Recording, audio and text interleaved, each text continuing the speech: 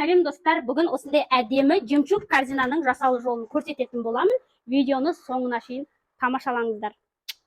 Ал жемчуг корзинамызды жасауға кірсек, ең алдымен бізге осындай дөңгелек ағаш керек болады. Содан кейін осындай прозрачный пластик керек болады. Осындай үлкенін кесіп аласыздар, және мынандай етіп дөңгелектеп екеу кесіп аласыздар. Содан кейін ортасына крышкасына осындай кольцо керек болады. Сыртын қаптауға маталар керек. Осындай және де жемчуг жасау үшін моншақтар керек болады. Содан кейін осындай степлер керек. Осылай барлығын бастаймыз.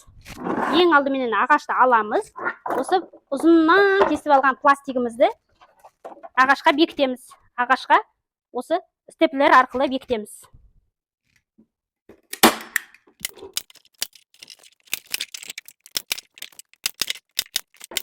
Мінекей степлерлап тастадық. Енді мына екі бірігетін жерін клейлеп тастайтын боламыз. Астыңғы бөлігін дайындап жапсырып қойдық. Енді крышкасын жасайтын боламыз. Осылай сақина тәрізді етіп қиып алдық. Осыны осы жерге мына біріншісін қоямыз, бетіне сүртіп аламыз шаңын. Осылай бетіне қоямыз. Ыстық клеймен жапсырып тастаймыз. Ыстық клеймен осылай дәл ұстап тұрып жапсырып тастаймыз. Мінекей бір жақ бетін жапсырып тастадық. Үш жағына моншағымызды саламыз. Мінекей осылай моншағын салдық. Енді мына пластигімізді бетіне жапсырып тастаймыз. Осылай клей жағамыз. Осылай бетіне қойып,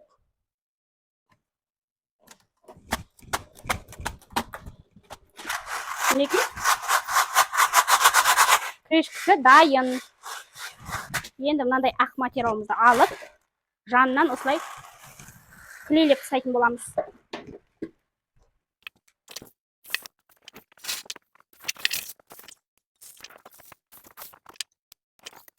Мінекей крышкасын дайындап болды. Енді сыртын қаптайтын боламыз.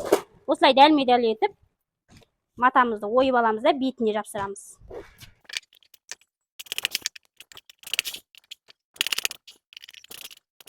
Мінекей бет жағына матамызды жапсырдық. Енді жанына матамызды жапсырамыз.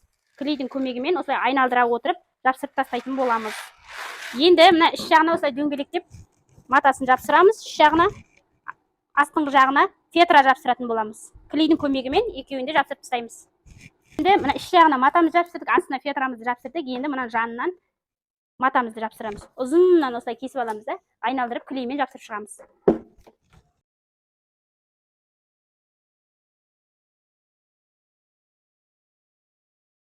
Мінекей біздің астыңғы бөлігі, мынау крышка бөлігі корзинамыз дайын.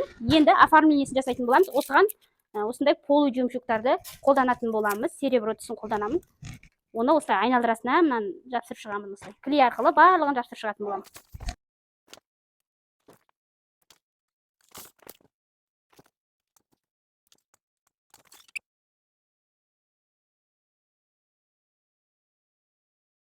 Мына крышкасына мынандай полу жемчугті жапсырып тастадық. Енді астыңғы бөлігіне де жапсыратын боламыз бірдей болу үшін.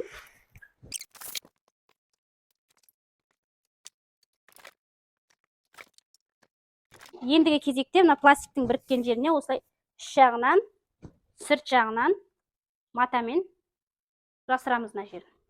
Мінекей. Содан кейін бар, мына үш жағында тоже клей көрініп тұр ғой, оны да матамен жабатын боламыз. Осылай матаның көмегімен үш жағынан жапсырып шығамыз, осылай дөңгелектеп жапсырып шығатын боламыз. Ал мінекей біздің жемчуг корзинамыз дайын болды. Маталарын жапсырып, осындай полу жемчугтарды жапсырдық. Міне крышкасы осындай болып шықты. Ішінде қараңыздар, моншақтар осылай жүзіп жүреді. Үш жағы осылай болды.